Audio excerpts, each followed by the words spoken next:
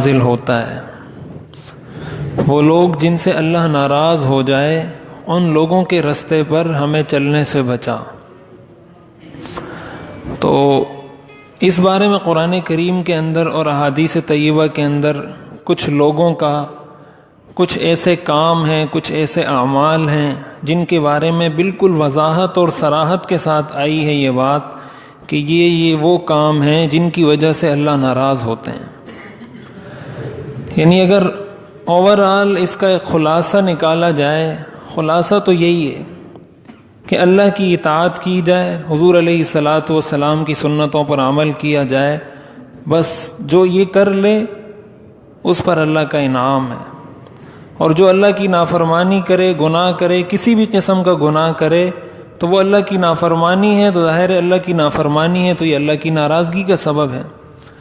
لیکن کچھ چیزیں ایسی خاص ہیں جن کا خصوصیت کے ساتھ احادیث میں ذکر کیا گیا ہے یا قرآنی آیات میں ذکر کیا گیا ہے۔ تو ان میں سے ایک چیز کل میں نے ذکر کی تھی کہ جب انسان گناہوں کی زندگی میں مبتلا رہے اور اللہ کی طرف سے پکڑ نہ آئے، یہ اللہ کی ناراضگی کی نشانیوں میں سے ایک نشانی ہے۔ یعنی اللہ تعالیٰ اس کو ڈھیل دیتے جا رہے ہیں، وہ نافرمانی پر نافرمانی کر رہا ہے اور اللہ تعالیٰ اس کو مزید نعمتیں دیتے جا رہے ہیں۔ اس کا مطلب یہ ہے کہ یہ اللہ کی طرف سے ڈھیل ہے اور اس پر اچانک پکڑ آئے گی اور وہ پکڑ پھر خطرناک ہوگی۔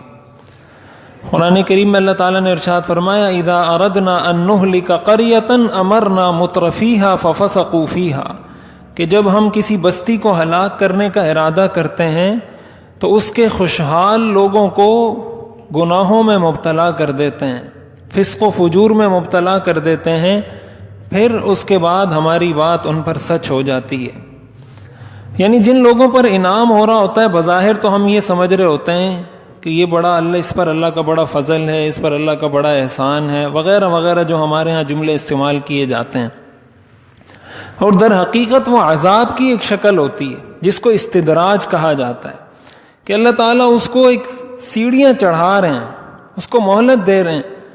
تو عقل مند آدمی وہ ہے کہ جو سمجھ جائے یہ بات تو قرآن اور حدیث نے بتا دی کہ اللہ کی نافرمانی سے کوئی کامیاب نہیں ہو سکتا۔ ایسے کیسے ہو سکتا ہے کہ کوئی آپ کو حکم دے کہ آپ کا محسن ہے، جس نے آپ کو پیدا کیا، جس نے آپ کو کھلایا پلایا، سب کچھ جس کا دیا ہوا ہے، وہ آپ کو ایک کام کرنے کا کہے، مجھے ایک کام کرنے کا کہے، میں اس کی مخالفت کروں اور وہ مجھ سے راضی ہو جائے؟ ایسے ہو نہیں سکتا، یہ فطرت کے خلاف بات ہے۔ تو اس لیے ایک تو اس چیز سے ڈرنا چاہیے، یہی وجہ ہے قرآن کریم میں جو فرمایا گیا وَلَنُذِيقَنَّهُم مِّنَ الْعَذَابِ الْأَدْنَىٰ دُونَ الْعَذَابِ الْأَكْبَرِ لَعَلَّهُمْ يَرْجِعُونَ، اللہ اپنے نیک بندوں کو وقتاً فوقتاً تھوڑا تھوڑا پریشان کرتے رہتے ہیں۔ وہ پریشانی کا مقصد کیا ہوتا ہے؟ لَعَلَّهُمْ يَرْجِعُونَ، تاکہ وہ دوبارہ پلٹ کر آ جائیں۔ ایک آدمی گناہوں کی زندگی میں مبتلا ہو کر دور تک چلا جاتا ہے، اللہ تعالیٰ اس کو قرضے میں مبتلا کر دیتے ہیں۔ اب وہ جب مقروض ہوتا ہے پھر پریشان ہوتا ہے تو اللہ سے دعا کرتا ہے کہ یا اللہ میرے قرضے کی ادائیگی کا بندوبست فرما۔ یہی اللہ کو مطلوب تھا کہ یہ دوبارہ آئے پلٹ کر میری طرف۔ اس کو بیمار کر دیتے ہیں تو وہ دوبارہ پلٹ کر آتا ہے کہ یا اللہ میں بیمار ہو گیا ہوں، مجھے شفا عطا کر دے۔ اس کو اولاد کی کوئی پریشانی ہو جاتی ہے، وہ دوبارہ پلٹ کر آ جاتا ہے کہ یا اللہ مجھے یہ پریشانی ہے، مجھے اس پریشانی سے نجات عطا فرما دے۔ یہ اللہ کے نیک بندوں کی علامات میں سے ایک علامت ہے جن کو اللہ تعالیٰ بار بار اپنے قریب لاتے ہیں۔ اور جو گناہ پر گناہ کرتا جا رہا ہے اور کوئی پکڑ نہیں آ رہی، یہ بہت خطرناک ہوتا ہے۔ اور جب ایسے لوگوں پر اللہ کی طرف سے کوئی مشکل آتی ہے، یہی فرق لکھا ہے علماء نے کہ اگر کسی پر مصیبت اور پریشانی آئی، اب آیا یہ پریشانی اس کے لیے خیر کا سبب ہے یا شر کا سبب ہے، اس کی علامت علماء نے یہ لکھی ہے کہ اگر اس پریشانی کی وجہ سے یہ اللہ کے قریب آیا ہے، اس پریشانی کی وجہ سے اس کا اللہ سے تعلق مضبوط ہوا ہے، اس کا مطلب کہ یہ پریشانی اس کے لیے خیر کا پیغام لے کر آئی ہے۔ اور اگر اس پریشانی اور اس تکلیف کی وجہ سے یہ اللہ سے اور دور ہو گیا، اس کا مطلب یہ پریشانی اس کے لیے اور بڑی مصیبت لے کر آئی. جیسے ہمارے ہاں بہت سارے, جیسے زلزلہ آیا تھا تو بہت سارے لوگوں کو دیکھا گیا کہ وہ زلزلے کے بعد پہلے سے زیادہ گناہوں میں مبتلا ہو گئے.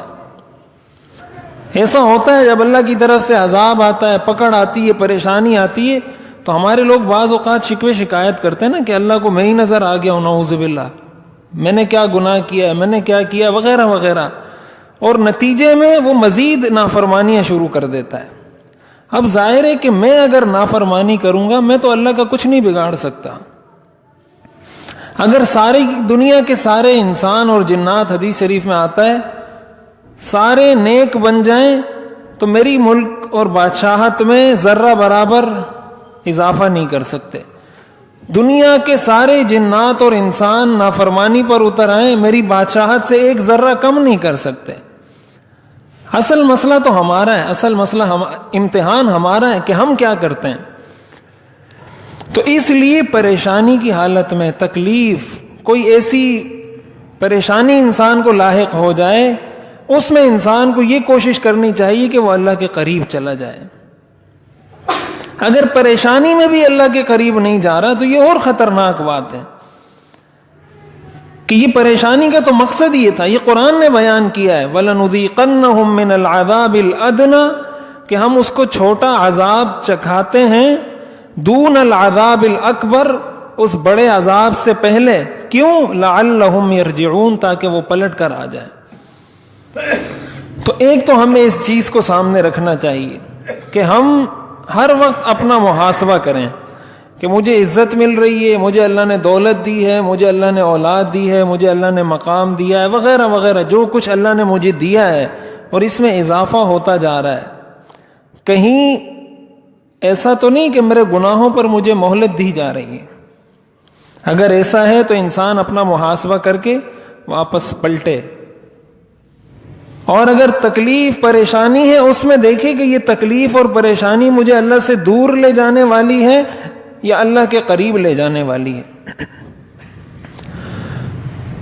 دوسرے نمبر پر جس چیز کو حدیث شریف میں ذکر کیا گیا کہ اللہ تعالیٰ کی ناراضگی کی نشانیوں میں سے ایک نشانی, حدیث شریف کے اندر آتا ہے, بخاری اور مسلم کی روایت ہے, حضور علیہ الصلاۃ والسلام نے ارشاد فرمایا, ان اللہ اذا احب عبدا, کہ جب اللہ کسی بندے سے محبت کرتے ہیں, دعا جبریل, اللہ تعالیٰ حضرت جبریل علیہ السلام کو بلاتے ہیں, فقال انی احب فلانا فاحبہ, اللہ تعالیٰ حضرت جبریل سے فرماتے ہیں کہ میں فلاں آدمی سے محبت کرتا ہوں, تم بھی اس سے محبت کرو.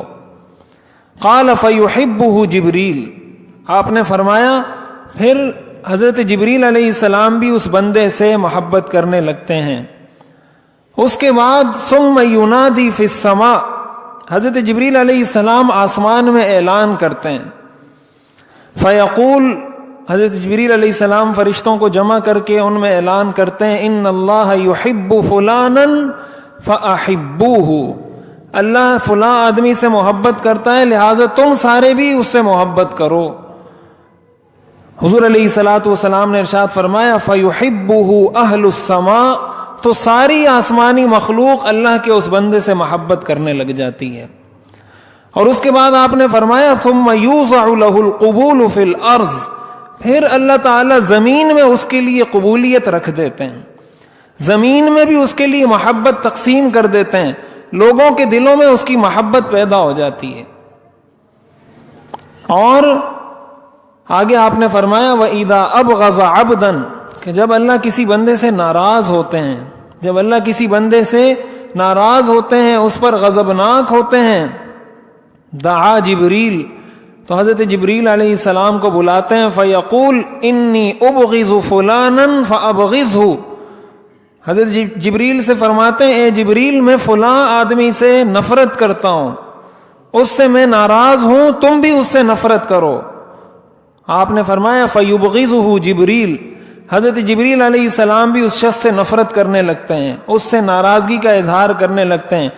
ثم ینادی فی السماء, پھر حضرت جبریل علیہ السلام آسمان میں فرشتوں کو اعلان کرتے ہیں, ان اللہ یبغض فلانا فابغضوہ، اللہ تعالیٰ فلاں آدمی سے نفرت کرتے ہیں، اللہ تعالیٰ فلاں آدمی سے ناراض ہے، لہٰذا تم سب بھی اس سے ناراض ہو جاؤ۔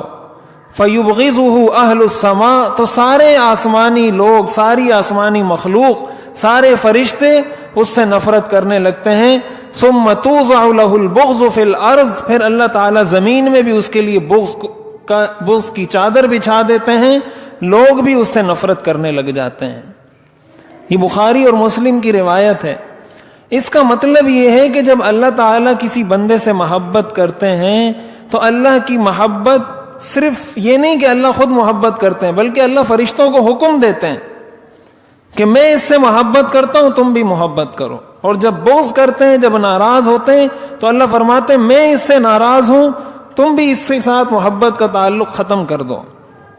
تو زمین میں لوگوں کے دلوں میں محبت کا پیدا ہونا، قبولیت کا پیدا ہونا، لوگوں کے دلوں کا کسی کی طرف کھنچ کر جانا، یہ اللہ کی طرف سے ہوتا ہے۔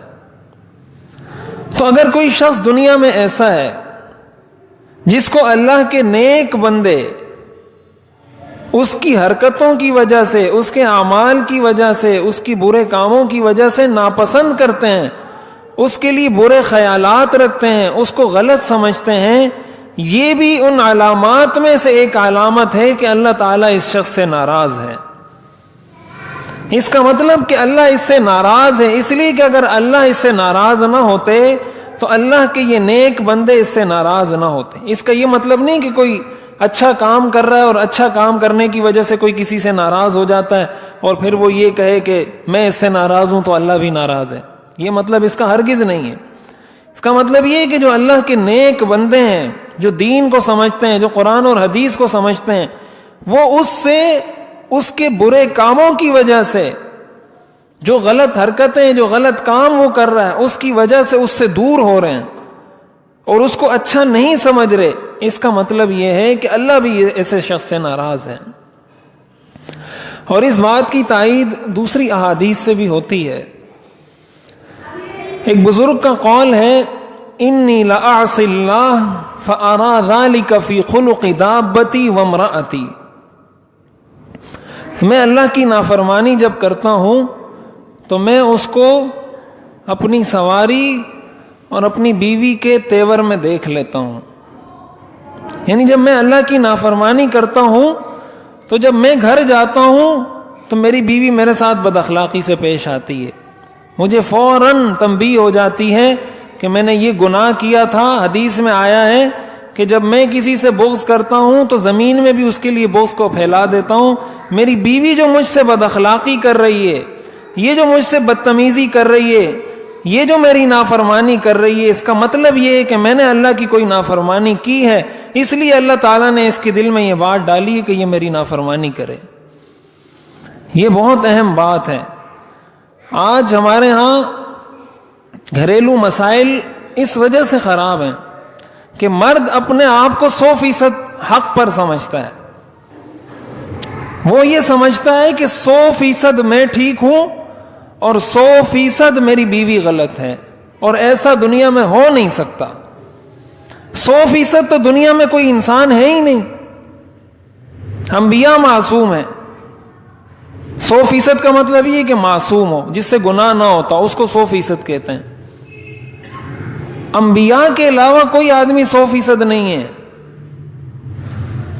جب بھی غلطی ہوتی ہے، جب بھی لڑائی ہوتی ہے، جب بھی جھگڑا ہوتا ہے، یقینی طور پر کچھ غلطی ایک جانب سے ہوتی ہے، کچھ غلطی دوسرے جانب سے ہوتی ہے۔ میاں بیوی کی لڑائی ہو رہی ہے تو ایسا نہیں ہے کہ ساری غلطی یا شوہر کی ہے یا ساری غلطی بیوی کی ہے۔ یہ ہو سکتا ہے کہ کسی کی غلطی زیادہ ہوگی، کسی کی غلطی کم ہوگی۔ تو ایک تو ہمیں، جب ہم اپنی معاشرت کی بات کرتے ہیں، گھروں کے جھگڑے ختم کرنے کی بات کرتے ہیں، ایک تو ہمارے ذہن میں یہ بات ہونی چاہیے کہ میں 100% ٹھیک نہیں ہوں، اور دوسرے نمبر پر اس چیز کا استحضار ہونا چاہیے، جب یہ بزرگ یہ کہتے ہیں کہ جب میری سواری میرے قابو سے باہر ہوتی ہے، مجھے پتہ چل جاتا ہے کہ میں نے اللہ کی کوئی نافرمانی کی ہے، اس سواری نے بھی جواب دے دیا ہے۔ جب اولاد نافرمانی کرنے لگ جائے اس کا مطلب یہ ہے کہ میں نے اللہ کی کوئی نافرمانی کر دی، اللہ نے ان کے دلوں میں میری بات کی وقت بھی ہٹا دی، اب میری بات کو یہ کوئی حیثیت نہیں دیتے۔ تو جب میری بات کو معاشرے میں کوئی حیثیت نہ دی جائے، میری بیوی میری بات کو حیثیت نہیں دے رہی، میری اولاد نہیں دے رہی، میرے رشتہ دار نہیں دے رہے، میرے دوست نہیں دے رہے، جب یہ سارے لوگ میری بات کو کوئی وقت کوئی حیثیت نہیں دے رہے، اس کا مطلب مجھے اللہ کی طرف رجوع کرنے کی ضرورت ہے۔ دل تو اللہ کے قبضے میں ہے۔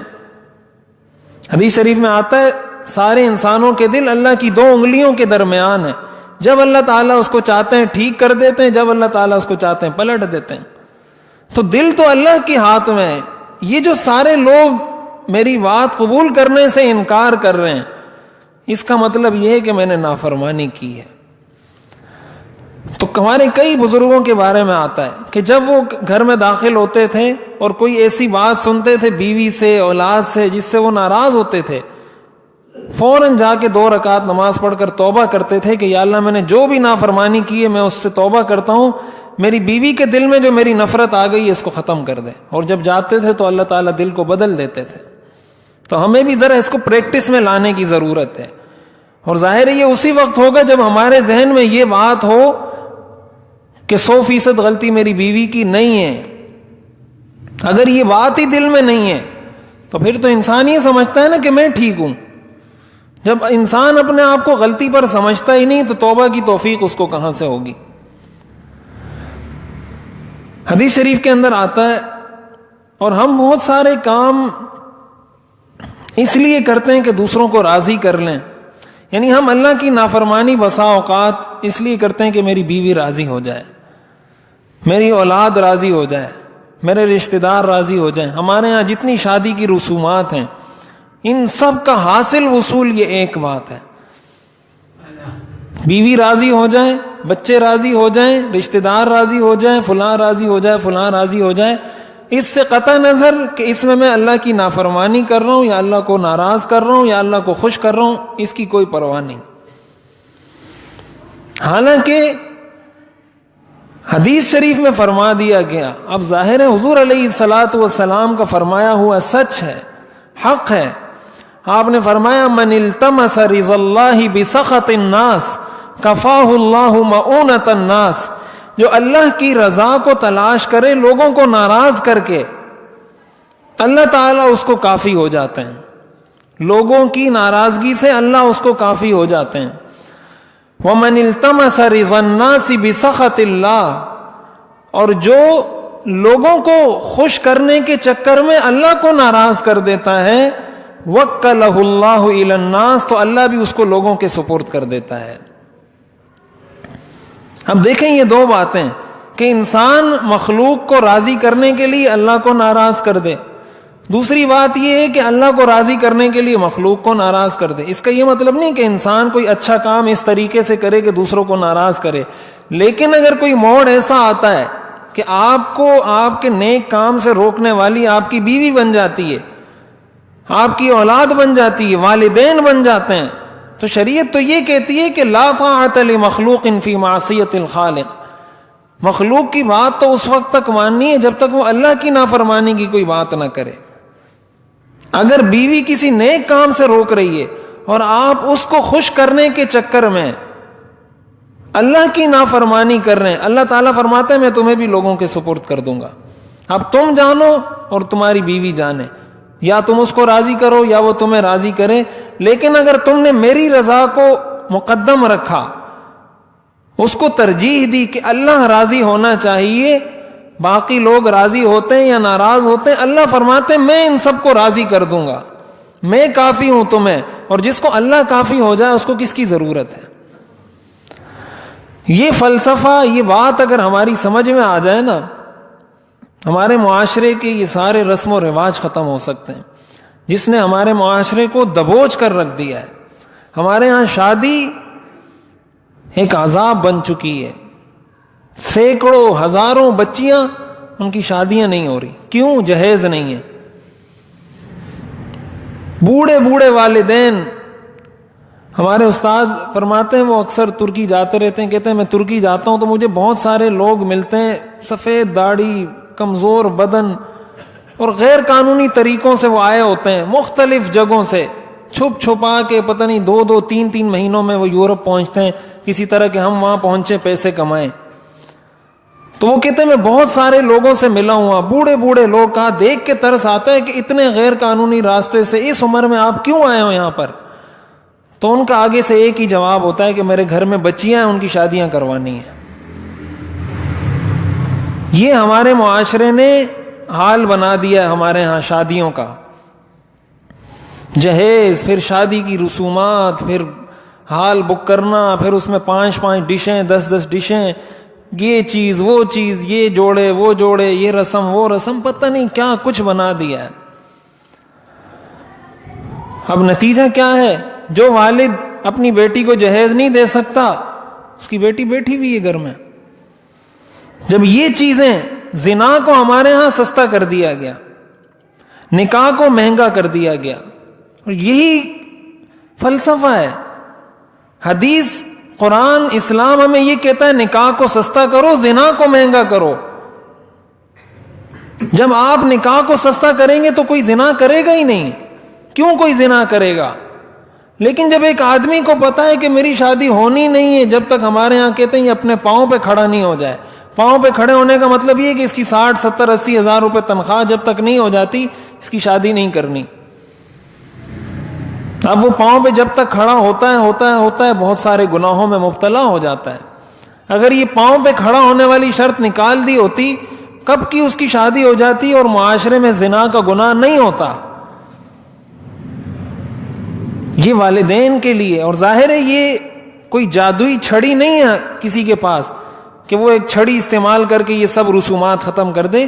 اس پہ ہم نے خود اقدام کرنا ہوگا، خود لوگوں کے لیے مثال بننا ہوگا، بالخصوص جو لڑکوں کے والدین ہیں ان کو مثال بننا ہوگا۔ وہ لڑکی والوں سے کہیں کہ بھائی ہمیں جہیز نہیں چاہیے، ہمیں یہ رسم نہیں کرنی، ہمیں یہ جوڑے نہیں چاہیے۔ یہ کتنی شرم اور عار کی بات ہے۔ جب یہ اقدام ہم کریں گے، ایک آدمی کرے گا، دوسرا کرے گا، تیسرا کرے گا، تو معاشرے سے یہ پیچیدہ اور خطرناک چیزیں ختم ہوں گی۔ جب ختم ہوں گی تو نکاح آسان ہوگا، جب نکاح آسان ہوگا تو معاشرے میں حیا پیدا ہوگی۔ تو میں یہ عرض کر رہا تھا کہ اللہ کو راضی انسان کر لے، مخلوق کی پرواہ نہ کرے اللہ کی رضا کے معاملے میں، اللہ تعالیٰ مخلوق کو خود راضی کر دیتے ہیں۔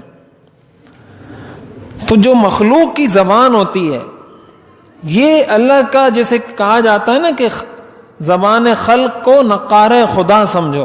حدیث شریف کے اندر آتا ہے، حضور علیہ الصلوۃ والسلام نے ارشاد فرمایا، حضرت انس رضی اللہ تعالیٰ عنہ فرماتے ہیں، یہ بخاری اور مسلم کی روایت ہے کہ حضور علیہ الصلوۃ والسلام کے قریب سے ایک جنازہ گزرا تو صحابہ نے ان کی تعریف کی، اس جنازے کی کہ یہ بڑا اچھا آدمی تھا، اللہ اس کے رسول کی محبت اس کے دل میں تھی وغیرہ، یہ تعریف کی۔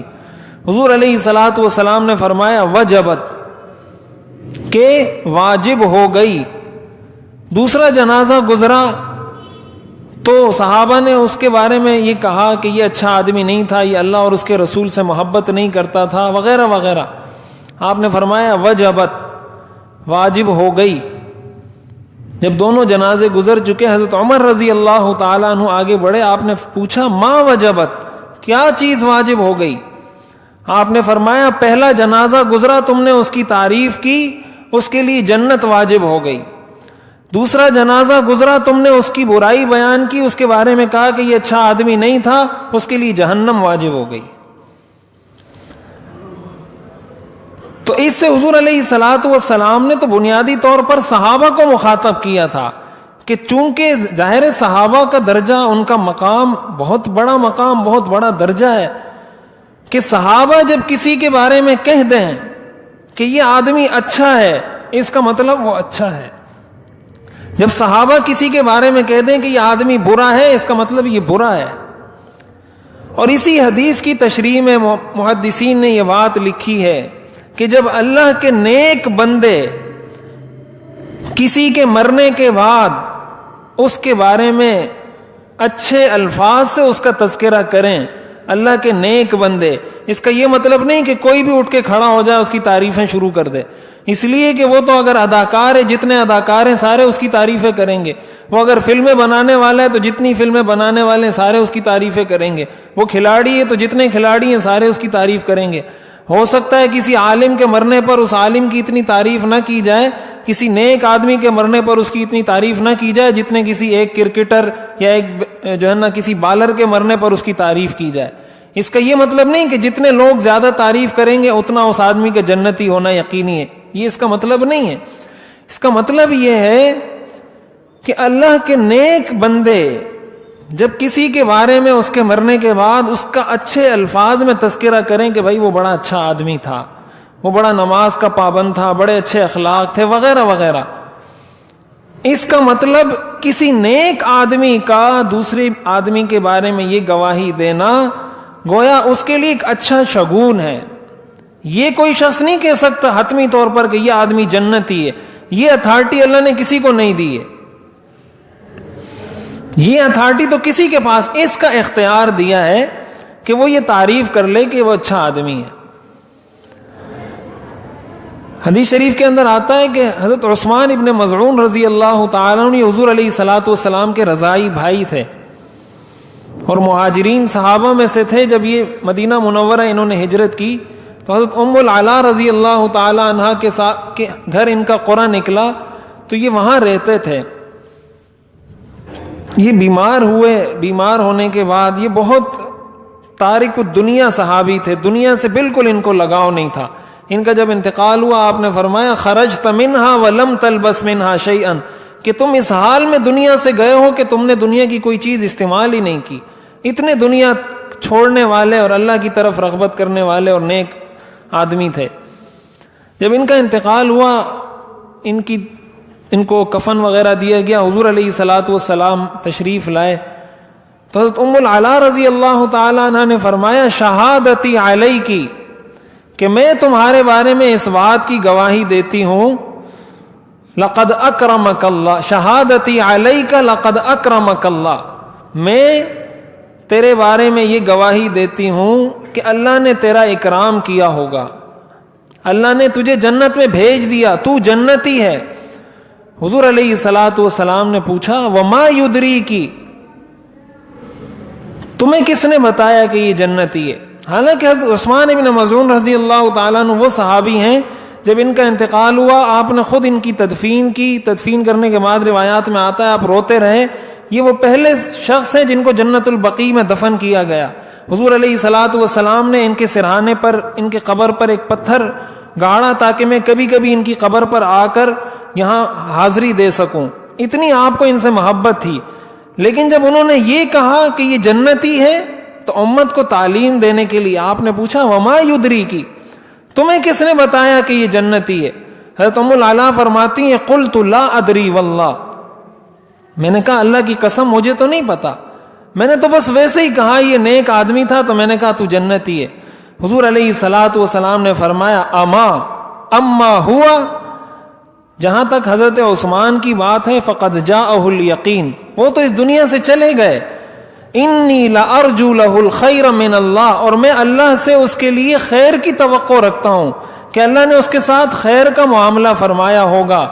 اور آگے آپ نے فرمایا واللہ ما ادری وانا رسول اللہ, کہ اللہ کی قسم مجھے نہیں پتا حالانکہ میں اللہ کا رسول ہوں.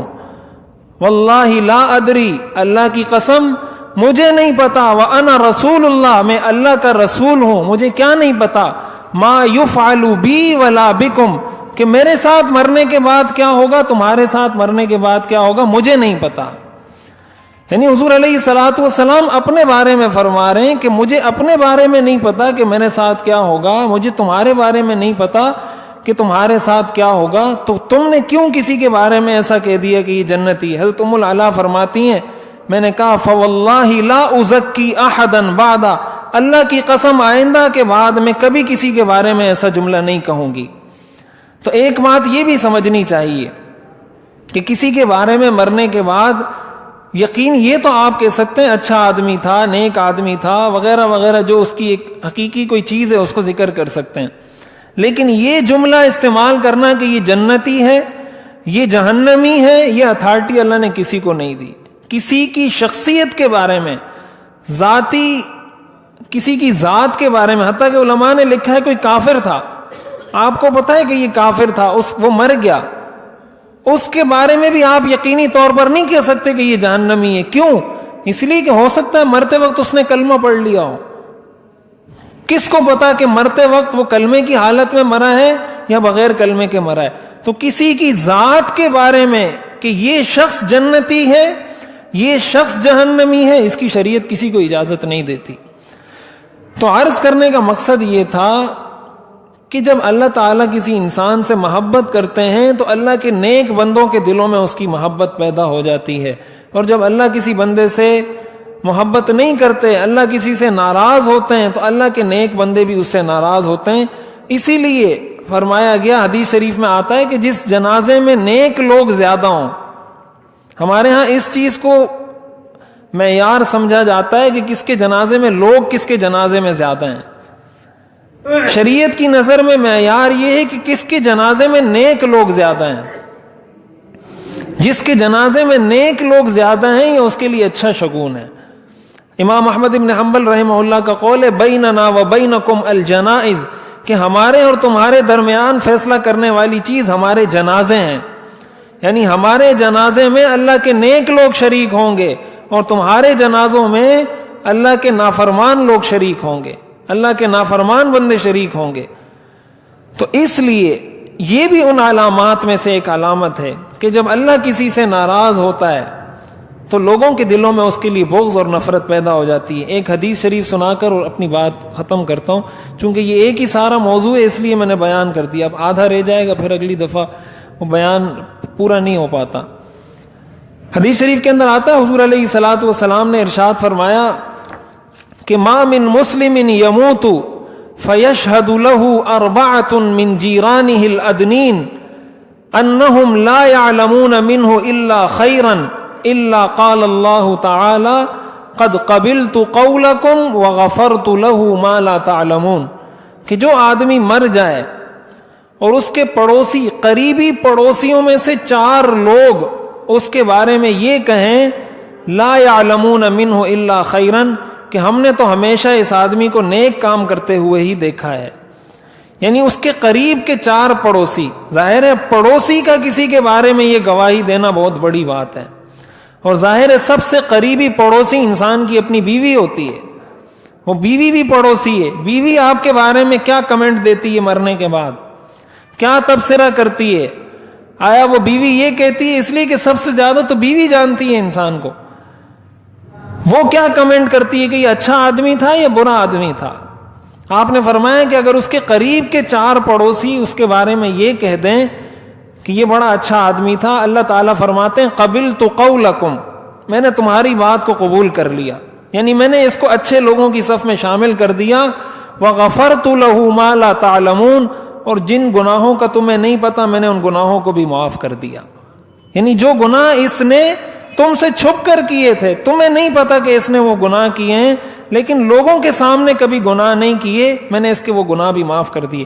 اسی لیے حدیث شریف میں آتا ہے کل امتی معافن الا المجاہرین، کہ میری امت کے سارے لوگوں کو معافی مل جائے گی لیکن کھلے عام گناہ کرنے والوں کو معافی نہیں ملے گی. جو کھلے عام لوگوں کے سامنے گناہ کرتا ہے، لوگوں کو بتاتا ہے کہ میں نے یہ گناہ کیا، میں نے یہ کیا، جیسے ہمارے یہاں نوجوان آج کل دوستوں کو بتاتے ہیں میں نے یہ کیا، میں نے وہ کیا، فلاں دوست ایک دوسرے کو بتاتے ہیں نا، اپنے گناہوں کا تذکرہ کرتے ہیں. آپ نے فرمایا ایسے شخص کی کوئی مغفرت نہیں ہے. تو اس لیے اللہ کے نیک بندوں کا اور اللہ کے بندوں کا کسی کے بارے میں گواہی دینا، ان کا کسی کے بارے میں تعریف کرنا، اچھے کلمات کہنا، یہ کسی آدمی کے لیے ایک اچھا شگون ہے. یہ کہا جا سکتا ہے کسی کے مرنے کے بعد اگر یہ بات کہی گئی کہ انشاءاللہ اللہ تعالیٰ اس کے ساتھ خیر کا معاملہ فرمائیں گے. حدیث شریف میں آتا ہے ایما مسلم شہد لہ 4 بخیر ادخلہ اللہ الجنہ، یہ بخاری کی روایت ہے کہ جس مسلمان کے بارے میں 4 نیک آدمی گواہی دے دیں کہ یہ اچھا آدمی تھا، اللہ اس کو جنت میں داخل فرما دیتے ہیں. اور آگے آپ نے فرمایا صحابہ نے پوچھا قلت وثلاثۃ کہ یا رسول اللہ اگر 3 آدمی گواہی دے دیں، آپ نے فرمایا وثلاثۃ کہ اگر 3 نیک آدمی بھی کسی کے بارے میں کہہ دیں کہ یہ بڑا اچھا آدمی تھا، اللہ اس کو جنت میں داخل فرما دیتے ہیں۔ صحابہ فرماتے ہیں ہم نے کہا واسنان کہ یا اللہ یا رسول اللہ اگر 2 آدمی گواہی دے دیں، آپ نے فرمایا واسنان اگر 2 آدمی بھی گواہی دے دیں اللہ اس کی بھی مغفرت فرما دیتے ہیں۔ تو اس لیے انسان کو ایک تو گناہوں سے ویسے بھی بچنا چاہیے، اور ساتھ ساتھ معاشرے کے اندر لوگوں کے سامنے گناہ کرنے سے کہ انسان دوسروں کو اپنے اوپر گواہ بنا لے کہ یہ گناہ کرتا ہے، یہ گناہ کرتا ہے، ان گناہوں سے زیادہ بچنا چاہیے، تاکہ جو اللہ اور اس کے درمیان ہے وہ تو اللہ اور اس کے درمیان ہے، کم از کم لوگ تو اس کے گناہوں پر گواہ نہ بنیں۔ جب لوگ گواہ نہیں بنیں گے تو انشاءاللہ اللہ تعالیٰ بھی اس کے ساتھ خیر کا معاملہ فرمائیں گے۔ اللہ تعالیٰ ہم سب کو عمل کرنے کی توفیق عطا فرمائے۔ ترجمہ کر کے پھر دعا کریں۔ الحمدللہ رب العالمین، تمام تعریفیں اللہ کے لیے ہیں جو سارے جہانوں کو پالنے والا ہے، الرحمن جو سب پر مہربان ہے، الرحیم نہایت رحم کرنے والا ہے، مالک یوم الدین بدلے کے دن کا مالک ہے، ایاک نعبد ہم تیری ہی عبادت کرتے ہیں، وایاک نستعین اور تجھ ہی سے مدد مانگتے ہیں، اہدنا الصراط المستقیم ہمیں سیدھے راستے کی ہدایت عطا فرما، صراط الذین انعمت علیہم ان لوگوں کا راستہ جن پر تو نے انعام کیا، غیر المغضوب علیہم ولا الضالین نہ کہ ان لوگوں کا راستہ جن پر غضب کیا گیا اور نہ ہی گمراہ لوگوں کا راستہ۔ الحمدللہ رب العالمین والصلاة والسلام علی رسولہ محمد وآلہ واصحابہ اجمعین۔ ربنا آتنا فی الدنیا حسنہ وفی الآخرۃ حسنہ وقنا عذاب النار۔ یا اللہ ہم سب کے صغیرہ کبیرہ گناہوں کو معاف فرما، یا اللہ ہمیں اپنے محبوب بندوں میں شامل فرما، یا اللہ ہمیں ان لوگوں کے راستے پر چلنے سے بچا جن پر تیرا غضب نازل ہوتا ہے، ہمیں اپنے نیک بندوں کے راستے پر چلنے کی توفیق عطا فرما، ہمیں اپنی زندگی کو شریعت کے مطابق بنانے کی توفیق عطا فرما، یا اللہ ہمیں ہر قسم کی خیر نصیب فرما، ہر قسم کے شرور سے حفاظت فرما۔ وصلی اللہ تعالی علی خیر خلقہ محمد وآلہ واصحابہ اجمعین، آمین برحمتک۔